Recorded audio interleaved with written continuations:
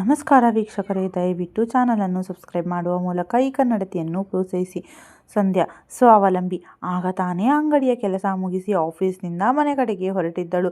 ಸಂಧ್ಯಾ ಮನೆ ಊರಿನ ಮುಖ್ಯ ರಸ್ತೆಯಿಂದ ಸ್ವಲ್ಪ ದೂರವಿರುವ ಬೆಳವೂರು ಕಾಲೋನಿಯಲ್ಲಿತ್ತು. ಬಸ್ನಿಂದ ಇಳಿದ ಮೇಲೆ ಆ ರಸ್ತೆಯಲ್ಲಿ ಸಾಯಂಕಾಲ ಜನ ಓಡಾಡುವುದು ತುಂಬ ವಿರಳ.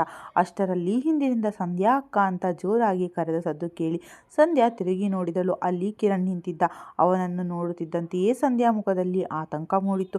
ಕಿರಣ್ ಅವಳ ಹಿಂದೆಯೇ ಬಂದು, ಏನಕ್ಕ, ನಾನು ಎಷ್ಟು ಸಲ ಕರೆದರೂ ನೀವು ಕೇಳಿಸಿಕೊಂಡೇ ಇಲ್ಲವೇನೋ, ನಾನು ನಿಮಗೆ ಗೊತ್ತೇ ಇಲ್ಲ ಏನೋ ಅನ್ನೋ ಥರ ಹೋಗ್ತಾ ಇದ್ದೀರಲ್ಲ ಎಂದ.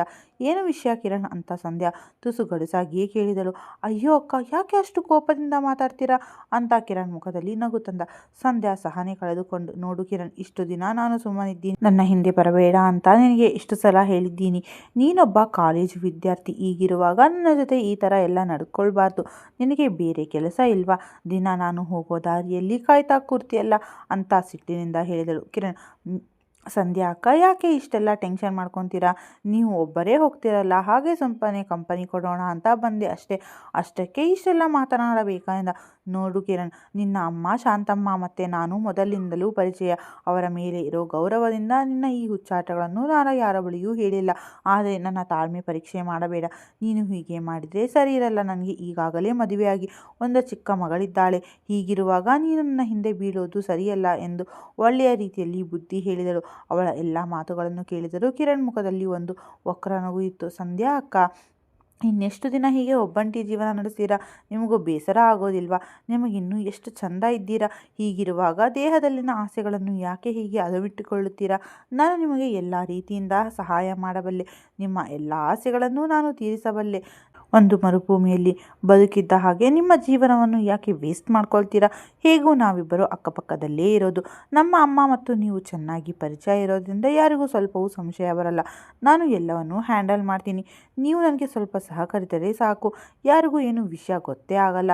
ಈ ಲೋಕದಲ್ಲಿ ಇಲ್ಲದ ನಿಮ್ಮ ಗಂಡನನ್ನು ನೆನೆಸಿಕೊಂಡು ದಿನ ಕಳೆಯೋ ಬದಲು ನನ್ನೊಂದಿಗೆ ಖುಷಿಯಾಗಿರಿ. ನಾನು ನಿಮಗೆ ಎಲ್ಲ ರೀತಿಯಲ್ಲೂ ಸಂತೋಷ ನೀಡಬಲ್ಲೆ. ಅವನ ಮಾತು ಕೇಳಿ ಸಂಧ್ಯಾಳಿಗೆ ನಿಜಕ್ಕೂ ಕೋಪ ಉಕ್ಕಿ ಬಂತು. ಕಿರಣ್, ನೀನು ಯಾರ ಜೊತೆ ಮಾತಾಡ್ತಾ ಇದ್ದೀಯ ಅಂತ ಗೊತ್ತಿದೆಯಾ? ನಾನು ವಿಧವೆ ಆಗಿರಬಹುದು, ಆದರೆ ನನ್ನ ದೇಹ ಮಾರಾಟಕ್ಕಿಲ್ಲ. ನಿನಗೆ ಇದಕ್ಕೂ ಮೊದಲು ಎಚ್ಚರ ಕೊಟ್ಟಿದ್ದೇನೆ. ಆದರೂ ನೀನು ಬುದ್ಧಿ ಇಲ್ಲದೆ ಹಾಗೆ ವರ್ತಿಸುತ್ತಿದ್ದೀಯಲ್ಲ. ನಾನು ಯಾವಾಗಲೂ ನಿನಗೆ ಬುದ್ಧಿ ಕಲಿಸಬೇಕಿತ್ತು. ಆದರೆ ನಿನ್ನ ಅಮ್ಮ ಶಾಂತಮ್ಮ ಅಂದರೆ ನನಗೆ ತುಂಬ ಗೌರವ ಇದೆ. ಅದಕ್ಕೆ ಹೇಳ್ತಾ ಇದ್ದೀನಿ, ನನ್ನ ದಾರಿಗೆ ಅಡ್ಡ ಬರಬೇಡ ಎನ್ನುತ್ತಾ ಸಿಟ್ಟಿನಿಂದ ಆ ದಾರಿಯಲ್ಲಿ ಮುಂದೆ ಹೆಜ್ಜೆ ಹಾಕಿದಳು. ಆದರೂ ಕಿರಣ್ ಅವಳನ್ನು ಕೆಣಕಲು ಬಿಡುವುದಿಲ್ಲ. ಕಿರಣ್ ಈಗ ಸಿಟ್ಟು ನೆತ್ತಿಗೇರಿ, ಸಂಧ್ಯಾ, ಸ್ವಲ್ಪ ನಿಲ್ಲು, ನನ್ನ ಮಾತು ಕೇಳು ಎಂದು ಕೂಗಿದ. ಆದರೆ ಸಂಧ್ಯಾ ಅವನ ಮಾತನ್ನು ಕೇಳದೆ ನೇರವಾಗಿ ನಡೆಯುತ್ತಿದ್ದಳು. ಅಷ್ಟರಲ್ಲಿ ಕಿರಣ್ ಅವಳ ಮುಂದೆ ಓಡಿ ಬಂದು ನಿಂತು, ಹೀಗೆ ಸುಮ್ಮನೆ ಹೊರಟು ಹೋದರೆ ನಾನು ಒಂದಿಷ್ಟು ಡೈಲಾಗ್ ಹೇಳಿ ನಿನ್ನ ದಾರಿ ಬರೋದಿಲ್ಲ ಅಂತ ಅಂದುಕೊಂಡಿದ್ದೀಯಾ? ನೆವರ್. ನಿನ್ನ ಮೊಬೈಲ್ಗೆ ಒಂದು ನೋಟಿಫಿಕೇಶನ್ ಬಂದಿದೆ, ಓಪನ್ ಮಾಡಿ ನೋಡು ಏನು ಅಂತ ಎಂದ. ಸಂಧ್ಯಾ ಬ್ಯಾಗ್ನಲ್ಲಿದ್ದ ತನ್ನ ಮೊಬೈಲ್ ತೆಗೆದು ಏನು ಅಂತ ನೋಡಿದಳು. ಕಿರಣ್ ನಂಬರಿಂದ ಒಂದು ವಿಡಿಯೋ ಬಂದಿತ್ತು. ಆ ವಿಡಿಯೋ ನೋಡಿದ ತಕ್ಷಣ ಸಂಧ್ಯಾ ಅಕ್ಷರಶಃ ಬೆವೆತು ಹೋಗಿದ್ದಳು. ಅದು ಅವಳು ತನ್ನ ಮನೆಯ ಬಾತ್ರೂಮ್ನಲ್ಲಿ ಸ್ನಾನ ಮಾಡುತ್ತಿದ್ದ ವಿಡಿಯೋ ಆಗಿತ್ತು. ಅವಳ ಕಾಲುಗಳು ನಡುಗಲು ಶುರುವಾಗಿದ್ದವು. ಮೈ ಮೇಲಿನ ಸೀರೆ ಬೆವೆತು ಹೋಯಿತು. ತನ್ನ ಮನೆಯ ಬಾತ್ರೂಮ್ ಕಿಟಕಿಯ ಮೂಲಕ ಸಂಧ್ಯಾ ಸ್ನಾನ ಮಾಡುವ ಕಿರಣ್ ಅವಳಿಗೆ ಗೊತ್ತಿಲ್ಲದ ಹಾಗೆ ವಿಡಿಯೋ ಮಾಡಿದ್ದ. ಅವಳಿಗೆ ತಲೆ ತಿರುಗಿದಂತಾಗಿ ಅಲ್ಲೇ ಕುಸಿದು ಬೀಳಲು ಹೋದಾಗ ಕಿರಣ್ ಓಡಿ ಹೋಗಿ ಅವಳ ಸೊಂಟಕ್ಕೆ ಕೈ ಹಾಕಿ ನಿಲ್ಲಿಸಲು ಪ್ರಯತ್ನಿಸಿದ. ಅವಳ ಸೊಂಟ ಹಿಡಿದಿದ್ದಕ್ಕೆ ಅವನಿಗೆ ಉನ್ಮಾದ ಹೆಚ್ಚಾಗಿತ್ತು. ಗಾಬರಿಯಿಂದ ಸಂಧ್ಯಾ ಅವನ ಕೈಗಳನ್ನು ತಳ್ಳಿ ನಿಂತಳು. ಸಂಧ್ಯಾಳ ಕೋಪ ಈಗ 100ಕ್ಕೆ ಏರಿತ್ತು. ಆವೇಶದಿಂದ ಕಿರಣ್ ಕೆನ್ನಿಗೆ ಒಂದು ಬಾರಿಸಲು, ನೀನು ಇಷ್ಟೊಂದು ಕೆಟ್ಟವನು ಅಂತ ನಾನು ಅಂದುಕೊಂಡಿರಲಿಲ್ಲ. ನಮ್ಮ ಮನೆಯ ಬಾತ್ರೂಮ್ನಲ್ಲಿ ವಿಡಿಯೋ ಮಾಡೋದಕ್ಕೆ ನಿನಗೆ ಮನಸ್ಸಾದರೂ ಹೇಗೆ ಬಂತು? ಛೇ, ನೀನು ಒಬ್ಬ ಮನುಷ್ಯನ. ನಿನ್ನನ್ನು ಸುಮ್ಮನೆ ಬಿಡೋದಿಲ್ಲ ನೋಡು. ಇದಕ್ಕೆಲ್ಲ ನಿನಗೆ ಬುದ್ಧಿ ಕಲಿಸುತ್ತೇನೆ ಎಂದು ಗದರಿದಳು. ಕಿರಣ್ ಅವಳನ್ನು ನೋಡುತ್ತಾ ಜೋರಾಗಿ ನಕ್ಕ. ಸಂಧ್ಯಾ, ಏನಾದರೂ ಮಾಡೋ ಮೊದಲು ಯೋಚಿಸಿ ಮಾಡು. ಸುಮ್ಮನೆ ಈ ವಿಡಿಯೋನ ಸೋಷಿಯಲ್ ಮೀಡಿಯಾದಲ್ಲಿ ವೈರಲ್ ಮಾಡಿಕೊಳ್ಳಬೇಡ. ಅಷ್ಟಕ್ಕೂ ನಾನು ನಿನ್ನೊಂದಿಗೆ ಏನು ಕೇಳ್ತಾ ಇದ್ದೀನಿ ಅಂತ ಹೀಗೆಲ್ಲ ಕಿರ್ಚಾಡ್ತಾ ಇದ್ದೀಯಾ? ಏನು, ನನ್ನ ಜೊತೆ ಒಂದು ದಿನ ನನ್ನ ಆಸೆಗಳನ್ನು ಪೂರೈಸಲು ಇರಬೇಕು ಅಷ್ಟೇ. ಆಮೇಲೆ ನಾನು ನಿನ್ನ ತಂಟೆಗೆ ಬರೋದಿಲ್ಲ ಎಂದ. ಅವನ ಮಾತನ್ನು ಕೇಳಿ ಸಂಧ್ಯಾ ಕಲ್ಲಿನ ಹಾಗೆ ನಿಂತು ಬಿಟ್ಟಳು. ಅವನ ಬ್ಲಾಕ್ ಮೇಲ್ಗೆ ನಿಜಕ್ಕೂ ಭಯಪಟ್ಟಿದ್ದಳು. ಇದನ್ನು ಅರಿತುಕೊಂಡ ಕಿರಣ್ ಮೆಲ್ಲಗೆ ಅವಳ ಬಳಿ ಬಂದ. ಎಲ್ಲ ಹೋಗಲಿ, ನಿಮ್ಮ ಕುಟುಂಬದವರು ಈ ವಿಡಿಯೋನ ನೋಡಿದರೆ ಆಮೇಲೆ ಏನಾಗುತ್ತೆ ಅಂತ ಒಮ್ಮೆ ಯೋಚಿಸಿ ನೋಡು ಎನ್ನುತ್ತಾ ನಕ್ಕ. ಈಗ ಸಂಧ್ಯಾಳ ಧ್ವನಿ ತಣ್ಣಗಾಗಿತ್ತು. ನಿನ್ನ ಕಾಲಿಗೆ ಬಿದ್ದು ಕೇಳಿಕೊಳ್ಳುತ್ತೇನೆ, ಯಾವುದೇ ಕಾರಣಕ್ಕೂ ಈ ವಿಡಿಯೋನ ವೈರಲ್ ಮಾಡಬೇಡ. ದಯವಿಟ್ಟು ಇದನ್ನು ನೀನು ಡಿಲೀಟ್ ಮಾಡಬೇಕು ಎಂದು ಅಂಗಲಾಚಿದಳು. ನನ್ನ ಗಂಡ ತೀರಿಕೊಂಡ ನಂತರ ಇಂದಿನವರೆಗೂ ನಾನು ಯಾರೊಂದಿಗೂ ಕೆಟ್ಟದಾಗಿ ನಡೆದುಕೊಂಡಿಲ್ಲ. ಕಷ್ಟಪಟ್ಟು ಕೆಲಸ ಮಾಡಿ ನನ್ನ ಮಗಳನ್ನು ನೋಡಿಕೊಂಡು ಬದುಕ್ತಾ ಬಂದಿದ್ದೀನಿ. ಅಂತಹ ನನ್ನನ್ನು ನೆಂಟರ ಮುಂದೆ, ಊರಿನವರ ಮುಂದೆ ತಲೆ ತಗ್ಗಿಸುವಂತೆ ಮಾಡಬೇಡ ಎಂದು ಕಣ್ಣೀರು ಸುರಿಸಿದಳು. ಅಯ್ಯೋ ಸಂಧ್ಯಾ ಅಕ್ಕ, ಈಗ ತಾನೇ ತುಂಬ ವೀರಾವೇಶದಿಂದ ಮಾತಾಡ್ತಿದ್ರಿ, ಈಗ ಇದ್ದಕ್ಕಿದ್ದಂತೆ ಏನಾಯಿತು? ನೀನೇನು ಹೆದರ್ಕೊಳ್ಳಬೇಡ. ಹಾಗಂತ ನನ್ನಿಂದ ವೈರಲ್ ಮಾಡುವುದಿಲ್ಲ. ಹಾಗೆ ವೈರಲ್ ಮಾಡದೇ ಇರೋದಕ್ಕೆ ನೀನು ನಾನು ಹೇಳಿದ ಹಾಗೆ ಸಹಕರಿಸಲೇಬೇಕು ಎಂದ. ಈ ವಿಷಯವನ್ನು ನಾನು ಯಾರೊಂದಿಗೂ ತಿಳಿಸೋದೇ ಇಲ್ಲ. ಹೇಗಿದ್ದರೂ ನಾವಿಬ್ಬರು ಅಕ್ಕಪಕ್ಕದವರು, ಯಾರಿಗೂ ಸಂಶಯ ಬರಲ್ಲ. ಇಂದು ರಾತ್ರಿ 12 ಗಂಟೆಗೆ ನಿಮ್ಮ ಮನೆಗೆ ಬರುತ್ತೇನೆ. ಮನೆಯ ಮುಖ್ಯ ದ್ವಾರ ಚಿಲಕವನ್ನು ಹಾಕಬೇಡ ಅಷ್ಟೇ, ಬೇರೇನು ಚಿಂತೆ ಬೇಡ, ಎಲ್ಲ ನಾನೇ ನೋಡಿಕೊಳ್ಳುತ್ತೇನೆ ಎನ್ನುತ್ತಾ ನಕ್ಕ. ನೋಡು ಕಿರಣ್, ಇಂತಹ ವಿಷಯವನ್ನು ನನ್ನೊಂದಿಗೆ ಕೇಳಬೇಡ. ನಾನು ಮರ್ಯಾದೆಯಿಂದ ಜೀವಿಸುತ್ತಿದ್ದೇನೆ. ನಾನು ಅಂತಹ ಕೆಲಸಕ್ಕೆ ಇಳಿಯದವಳಲ್ಲ. ದಯವಿಟ್ಟು ನನ್ನ ದಾರಿಗೆ ಅಡ್ಡ ಬರದೆ ನನ್ನನ್ನು ಜೀವಿಸಲು ಅವಕಾಶ ಮಾಡಿಕೊಡು ಎಂದು ಬೇಡಿಕೊಂಡಳು. ಅವಳ ಕಣ್ಣೀರು ಅವನಿಗೆ ನಾಟಲೇ ಇಲ್ಲ. ಸಂಧ್ಯಾ, ನಿನಗೆ ನೆನಪಿದೆಯೋ ಇಲ್ವೋ ಅಂತ ನನಗೆ ಗೊತ್ತಿಲ್ಲ. ಒಮ್ಮೆ ನಿನ್ನ ಗಂಡ ದೂರದ ಊರಿಗೆ ಕೆಲಸಕ್ಕೆ ಅಂತ ಹೋದಾಗ ನೀನು ಮನೆಯಲ್ಲಿ ಒಬ್ಬಂಟಿಯಾಗಿದ್ದೆ. ಆ ದಿನ ನಾನು ನಿಮ್ಮ ಮನೆಗೆ ಸಾಂಬಾರ್ ಬಗ್ಗೆ ಕೇಳಲು ಬಂದಿದ್ದೆ. ನೀನು ಆಗ ತಾನೇ ಸ್ನಾನ ಮುಗಿಸಿ ಟವಲ್ನಲ್ಲಿ ಇದ್ದೆ. ಅಬ್ಬಾ, ಎಂಥ ಮೈಮಾಟ ನಿನ್ನದು! ಆಗಲೇ ನಾನು ನಿನ್ನ ಸೌಂದರ್ಯಕ್ಕೆ ಸೋತು ಹೋಗಿದ್ದೆ. ನನ್ನನ್ನು ನೋಡಿ ಅವಸರದಿಂದ ರೂಮ್ಗೆ ಓಡಿ ಹೋಗಿದ್ದೆ. ನೀನು ಅಂದಿನಿಂದ ಸರಿಯಾಗಿ ನಿದ್ದೆ ಬಂದಿಲ್ಲ. ಆಗಲೇ ತೀರ್ಮಾನಿಸಿದ್ದೆ ನಿನ್ನನ್ನು ಹೇಗಾದರೂ ಮಾಡಿ ನನ್ನವನನ್ನಾಗಿ ಮಾಡಿಕೊಳ್ಳಬೇಕು ಅಂತ. ನೀನು ಹೇಗಾದರೂ ಒಮ್ಮೆ ಉಪಯೋಗಿಸಲೇಬೇಕು ಅಂತ. ಅದಕ್ಕೆ ತಕ್ಕ ಸಂದರ್ಭ ಸಿಕ್ಕಿರಲಿಲ್ಲ, ಆದರೆ ಈಗ ಸಿಕ್ಕಿದೆ. ಇದನ್ನು ನಾನು ಯಾವ ಕಾರಣಕ್ಕೂ ಬಿಟ್ಟುಕೊಡಲಾರೆ. ಸರಿ, ಈಗ ಅದಕ್ಕೋಸ್ಕರ ಕಣ್ಣೀರಿಡುತ್ತಾ ಇಲ್ಲಿ ನಿಂತರೆ ಯಾರಾದರೂ ನೋಡಿ ಏನಾದರೂ ಅಂದುಕೊಳ್ಳುತ್ತಾರೆ. ಅದಕ್ಕೆಲ್ಲ ಅವಕಾಶ ಕೊಡೋದಕ್ಕೂ ಮುಂಚೆ ನೀನು ಈಗ ಮನೆಗೆ ಹೋಗು. ನಾನು ಹೇಳಿದ್ದು ನೆನಪಿದೆ ತಾನೆ? ರಾತ್ರಿ ಮನೆ ಬಾಗಿಲು ತೆಗೆದಿಡು ಅಷ್ಟೇ ಎನ್ನುತ್ತಾ ನಗುತ್ತಾ ಕಿರಣ್ ಅಲ್ಲಿಂದ ಹೊರಡುತ್ತಾನೆ. 2 ಹೆಜ್ಜೆ ಮುಂದೆ ಇಟ್ಟವನು ಪುನಃ ಹಿಂತಿರುಗಿ ಅವಳನ್ನು ನೋಡುತ್ತಾ, ಸಂಧ್ಯಾ, ಒಂದು ಸಣ್ಣ ರಿಕ್ವೆಸ್ಟ್. ಇಂದು ನಾನು ಬರುವಾಗ ನೀನು ನನ್ನ ಫೇವ್ರೇಟ್ ಕಲರ್ ಆದ ಕೆಂಪು ಸೀರೆಯನ್ನೇ ಧರಿಸಬೇಕು. ನನ್ನ ಕನಸಿನಲ್ಲಿ ನೀನು ಯಾವಾಗಲೂ ಅದೇ ಸೀರೆ ಧರಿಸಿರ್ತೀಯ, ಅದಕ್ಕಾಗಿ ಹೇಳಿದೆ ಎನ್ನುತ್ತಾ ಅಲ್ಲಿಂದ ಹೋಗುತ್ತಾನೆ. ಸಂಧ್ಯಾಳಿಗೆ ನಿಜಕ್ಕೂ ಇದೆಂತಹ ಪರೀಕ್ಷೆ ಎನಿಸಿತು. ಕಣ್ಣೀರುತ್ತಾ ದೇವಿಯ ದರ್ಶನ ಪಡೆದು, ಅಮ್ಮ ದುರ್ಗಾ ಪರಮೇಶ್ವರಿ, ದಯವಿಟ್ಟು ನನ್ನನ್ನು ಈ ಪರೀಕ್ಷೆಯಿಂದ ಪಾರು ಮಾಡು ಎಂದು ಪ್ರಾರ್ಥಿಸಿ ಮೆಲ್ಲನೆ ನಡೆಯುತ್ತಾ ಮನೆ ಬಾಗಿಲು ತಲುಪಿದಳು. ಪಕ್ಕದ ಮನೆಯಲ್ಲಿ ಕಿರಣ್ನ ತಾಯಿ ಶಾಂತಮ್ಮ ಹೂ ಕಟ್ಟುತ್ತಾ ಕುಳಿತಿದ್ದರು. ಸಂಧ್ಯಾ, ಈಗ ಬಂದೇನಮ್ಮ? ಯಾಕೆ ಸ್ವಲ್ಪ ಲೇಟ್ ಆಯಿತು? ಮಗಳು ಶಾಲೆಯಿಂದ ಬಂದು ಅರ್ಧ ಗಂಟೆ ಆಯಿತು. ಒಬ್ಬಳೇ ಕುಳಿತು ಕಾಯ್ತಾ ಇದ್ದಳು. ನನಗೂ ಬೇಸರ ಎನಿಸಿ ಅವಳನ್ನು ಕರೆದು ಊಟ ಮಾಡಿಸಿ ಆಟ ಆಡಲು ಬಿಟ್ಟಿದ್ದೇನೆ ಎನ್ನುತ್ತಾ ಶಾಂತಮ್ಮ ಸಂಧ್ಯಾಳ ಮಗಳಾದ ದಿವ್ಯಾಳನ್ನು ಕಳುಹಿಸಿಕೊಟ್ಟರು.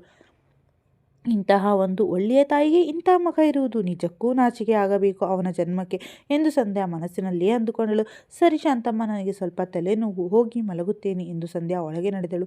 ಈಗ ನಡೆದಿರುವ ಘಟನೆಯನ್ನು ಶಾಂತಮ್ಮನೊಂದಿಗೆ ಹೇಳಿದರೆ ನಿಜಕ್ಕೂ ಅವರದನ್ನು ತಡೆದುಕೊಳ್ಳುವುದಿಲ್ಲ. ತಾನು ಎಷ್ಟೊಂದು ಗೌರವ ನೀಡುವ ಕುಟುಂಬ ಅವರದ್ದು.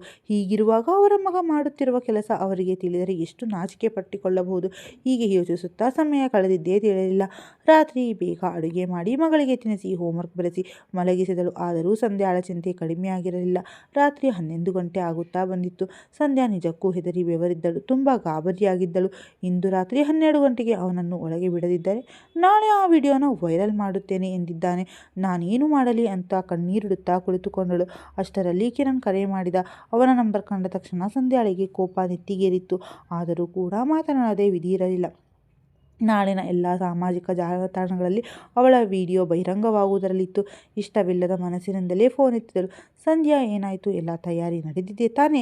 ಇನ್ನೇನು ಅರ್ಧ ಗಂಟೆ ಇದೆ ಬರೋದಕ್ಕೆ. ನಿಮಗೂ ಇದಕ್ಕೆ ಒಪ್ಪಿಗೆ ಇದೆ ತಾನೇ ಎನ್ನುವಾಗ ಸಂಧ್ಯಾ, ಹಾಂ, ವಿಡಿಯೋವನ್ನು ದಯವಿಟ್ಟು ಡಿಲೀಟ್ ಮಾಡು. ಅದನ್ನು ಬಹಿರಂಗಪಡಿಸಿದರೆ ನಿಜಕ್ಕೂ ನಾನು ಆತ್ಮಹತ್ಯೆ ಮಾಡಿಕೊಳ್ಳುತ್ತೇನೆ ಎಂದಳು. ಕಿರಣ್ ಜೋರಾಗಿ ನಗುತ್ತಾ, ಇದಕ್ಕೆ ಆತ್ಮಹತ್ಯೆ ನಾಟಕ ಆಡ್ತಿದ್ದೀಯಾ? ಸಾಕು ಮಾಡು.